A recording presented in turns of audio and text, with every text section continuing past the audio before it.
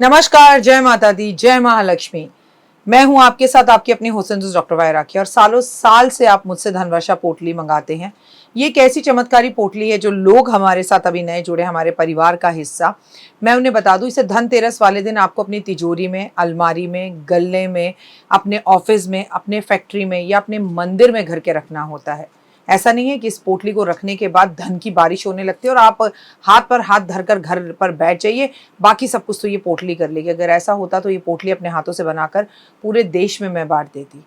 ये पोटली लक्ष्मी का साक्षात रूप है। ये तो जब आपके घर में जाएगी, आपको मिलेगी, आपके हाथ में आएगी, वो वाइब्रेशन से आप महसूस करेंगे।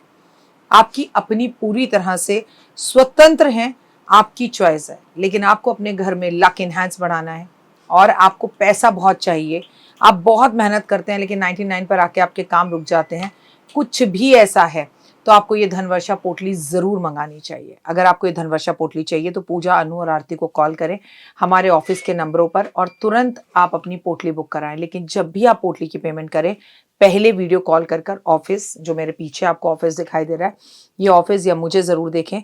जब तक आप ऐसा ना करें, जब तक कहीं पर भी पेमेंट ना करें, ताकि आपकी कीमती कमाई कहीं फंस ना जाए। नंबर 1। नंबर 2, हमारे ऑफिस से कभी आपको कॉल नहीं आता, हम सीधा आपसे वीडियो के थ्रू बात करते हैं। ये पोटली रखनी कैसे है, कब रखनी है, कहाँ रखनी है, इसके लिए भी आपके पास डायरेक्टली मेरी एक वीडियो पहुँचेगी। इस तारीख पर रखिएगा, इस समय रखिएगा और आपको पूरी जानकारी दी जाएगी। तो अगर आपको ये चमत्कारी पोटली चाहिए तो तुरंत हमें कॉल करें। जय माता दी।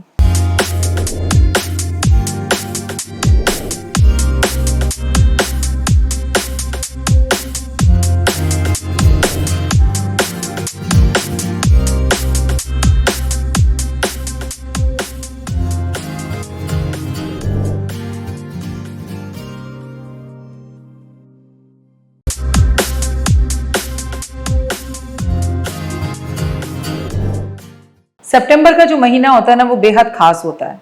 मेरे लिए तो बेहद खास है क्योंकि मेरे भाई का जन्मदिन सितंबर में होता है, मेरी माँ का जन्मदिन सितंबर में होता है और मुझे सितंबर का महीना और भी अच्छा इसलिए लगता है क्योंकि वो चतुर्मास का महीना होता है। 7 सितंबर रविवार का दिन है, पूर्णिमा है, साल का पहला चंद्र ग्रहण है। जय श्री कृष्णा, जय माता दी। कैसे हैं आप? भाद्रपद की पूर्णिमा का महत्व, ये सबसे चमत्कारी पूर्णिमा बोली जाती है। वैसे तो आपको लगता होगा कि मैं हर पूर्णिमा में ऐसा ही बोलती हूँ, क्योंकि मैं आपको सच बताऊं कि हर पूर्णिमा अपने आप में बहुत महत्वपूर्ण होती है। नमस्कार, सुस्वागतम, वेलकम, अभिनंदन। मैं हूं आपके साथ आपकी अपनी हुसैन डॉक्टर वाय राखी। आपका स्वागत, अभिनंदन करती हूँ आपके, मेरे और माता रानी के इस खूबसूरत से यूट्यूब चैनल पर। कैसा है मेरा संसार? आप इस वक्त देख रहे हैं डॉक्टर वाय राखी का और आपका ये संसार। आप हमेशा खुश रहें, माता रानी की असीम कृपा बनी रहे और महालक्ष्मी की असीम कृपा इस दीपावली पर आप पर हो। बस मेहनत जमकर करिए and just believe in Karma.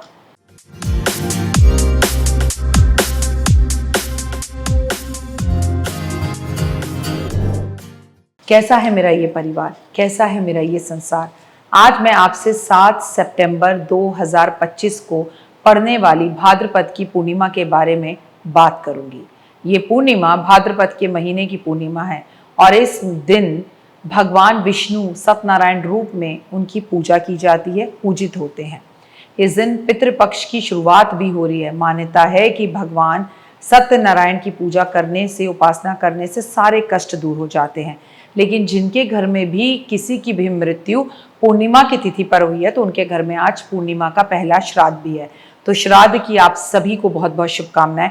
याद है ना आपको कि अगर अपने घर में सुख समृद्धि चाहिए, धन धान्य से भरा हुआ चाहिए, तो आपको जीवन में पद प्रतिष्ठा चाहिए, तो वो जो चमत्कारी रोटी मैं आपको गौ माता को खिलाने के लिए कहती हूँ भादों के महीने में और श्राद्ध के महीने में, वो समय 7 सितंबर से शुरू हो रहा है। आखिर 7 सितंबर की तारीख क्यों खास है? 7 सितंबर को भाद्रपद की पूर्णिमा है, इस दिन चंद्र ग्रहण भी है और इस दिन पितृपक्ष भी शुरू हो रहा है। ओए होए, इतनी सारी चीजें एक साथ हो रही हैं तो ये समय तो अपने आप में खास हो गया।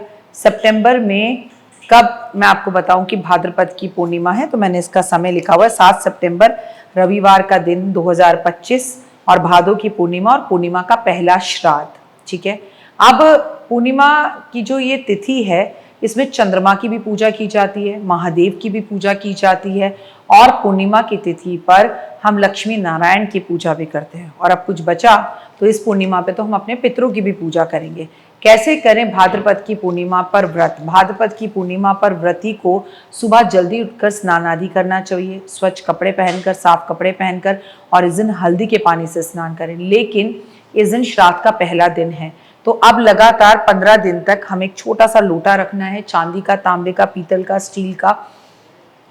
उसमें जल भरकर जब आप सुबह सबसे पहले उठें तो अपने घर का मुख्य दरवाजा खोलकर और मुख्य दरवाजे पर आपको एक लोटा जल अर्पण करना है, जिससे आपके पितृ जो आपके लिए उस डोर पर इंतजार कर रहे हैं, उनके लिए ये जल हमें अर्पण जरूर करना है, ताकि चीजें बेहतर हो जाएं और बढ़िया हो जाएं और किसी तरह की कोई प्रॉब्लम ना हो। पूजा स्थल को साफ सुथरा कर कर भगवान सत्यनारायण की प्रतिमा वहां पर रखें। अगर आपके पास प्रतिमा नहीं है, आपके पास मूर्ति नहीं है, तस्वीर रखें। उसके बाद पूजा करें, पंचामृत जरूर बनाएं और पंचामृत में प्रसाद में चूरमा जरूर बनाएं। किसी के यहाँ चूरमा के लड्डू बनते हैं, तो किसी के यहाँ सूजी का चूरमा बनता है, तो किसी के यहाँ आटे का बनता है। जैसे भी आपके यहाँ होता है वैसा करें। इसके बाद भगवान सत्यनारायण की कथा जरूर सुने, पंडित से करवाएं या खुद करें, या आप म्यूजिक सिस्टम पर चलाकर भी सुन सकते हैं। कथा के पश्चात माता लक्ष्मी, भगवान शिव, पार्वती, इन सबको प्रणाम करें और आप गणपति महाराज की और भगवान विष्णु की आरती जरूर करें। इसके बाद प्रसाद को जरूर बांटें। भाद्रपद की पूर्णिमा पर क्या करें खास? भादों की पूर्णिमा पर आपको इस दिन पीपल के पेड़ की पूजा करनी चाहिए, लेकिन इस दिन संडे है। लेकिन मैं आपको बता दूं, अगर आपके घर में श्राद्ध है पूर्णिमा का, तो आप पीपल के पेड़ की इन 15 दिन में संडे को भी पूजा कर सकते हैं। तो पूजा क्या करनी है? आपको बस जल अर्पण करना है और अपने पितरों के लिए जो भोजन आपने बनाया है या चींटियों को जो खाना डालना है वो पीपल के पेड़ पर डाल सकते हैं। पीपल के पेड़ की चारों तरफ से परिक्रमा कर सकते हैं, चाहे आपके घर में श्राद्ध है या नहीं है, बस उसे स्पर्श नहीं करना। भादों की पूर्णिमा वाले दिन अपने पितरों का नाम लेकर आप दान पुण्य जरूर करें, उनके नाम से खीर का भंडारा करें, तो आपके घर में खुशहाली आती है। इस दिन उन लोगों को श्राद्ध करना चाहिए जिन लोगों के अपनों की मृत्यु पूर्णिमा तिथि पर हुई थी, मैंने पहले बताया।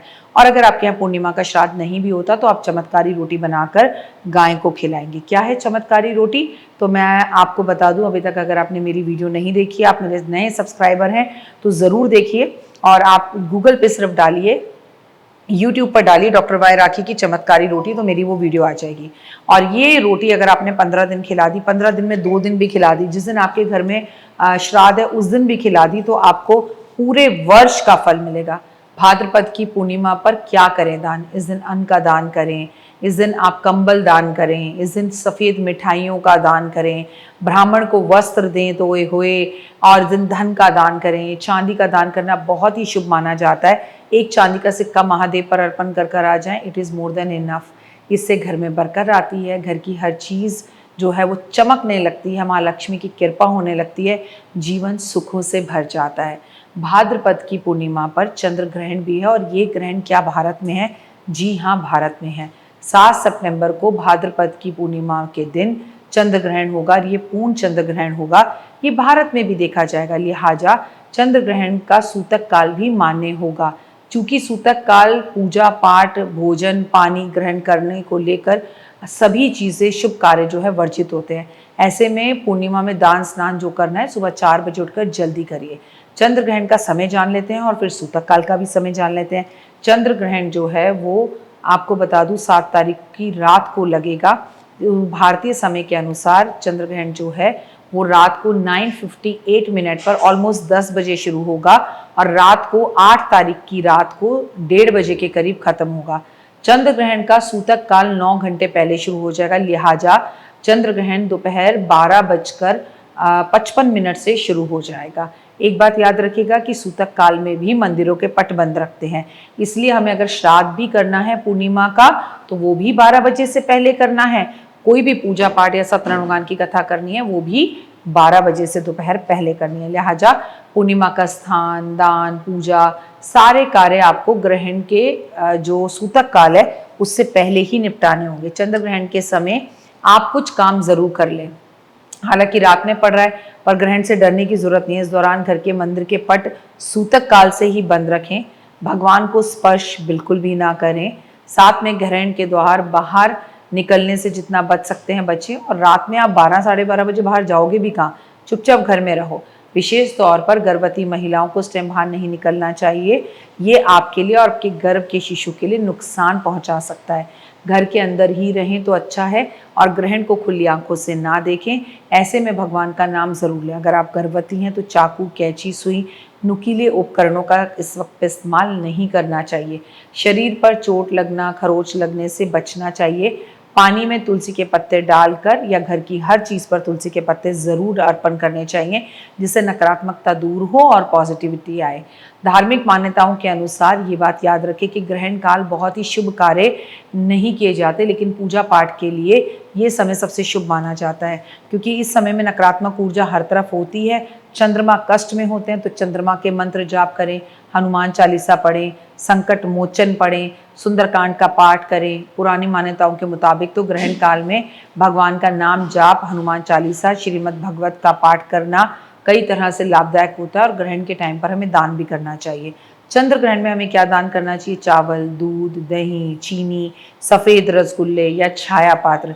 अब रात में तो हम दान करने कहाँ जाएंगे, तो हम क्या करेंगे, दान का सामान हाथ लगा के ग्रहण के टाइम पर घर की बालकनी या घर के बाहर आंगन में रख देंगे, और सुबह जब सफाई कर्मचारी आएगा तो उसको कुछ पैसे देकर ये दान हम उसे दे सकते हैं। कंपेरेटिव मंदिरों में देने की जगह पर जरूरतमंदों को देंगे तो लाभ ज्यादा होगा। फिलहाल दीजिए इजाजत, अपना और अपनों का रखिए खास ख्याल। ओए हुए, जय माता दी। तो देख ली वीडियो, कैसी लगी, पसंद आई? चलिए, हो सकता है किसी को पसंद ना भी आई हो, लेकिन अगर हृदय से आप इन उपायों को करेंगे तो आपका फायदा जरूर होगा। बहुत मेहनत करते हैं हम ये वीडियो बनाने के लिए, और मैं ही नहीं, सब। तो अगर अभी तक आपने मेरे चैनल को लाइक, सब्सक्राइब, शेयर नहीं किया, जरूर कर लें।